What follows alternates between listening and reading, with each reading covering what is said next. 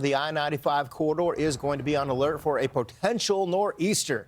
I'm already getting text messages from all you, my friends, and I appreciate it because that means like, hey, I got to go get to the source for the friends at Fox Weather. We're here for you.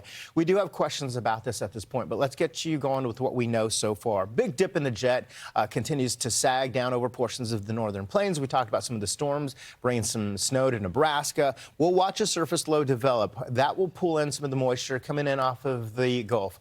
We'll also watch for this area of low pressure to develop off the coast. A couple of scenarios that we're looking at this point, and all of the models are putting something very close to the coast of North Carolina.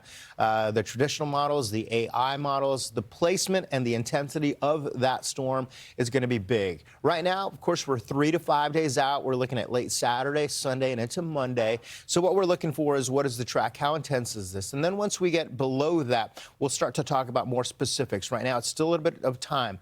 Let's go into the forecast models. We'll start off with the GFS, pretty much close to the coast of Cape Hatteras. In fact, we will continue to see more of this, Britt, as we've got the rest of these models very close in proximity. So when we got this going through Sunday evening, here's the AI, here's the GFS, and then here's we go through all of the AIs. Let's put them all together and notice we've got something possible just off the coast. This is something you want to watch. And where do they go? Because a lot of these that develop off the coast, then you're concerned more with what's the track, a potential nor'easter. The benchmark we've highlighted for a storm to hit that benchmark, when they do, we're looking at significant snowfall along the I-95 corridor. All right, so here's what we've got with the Euro. The Euro says, you know, it's just going to be too far out. We're not going to get that much snow. The GFS brings in quite a bit of snow. And I want to talk about these scenarios specifically.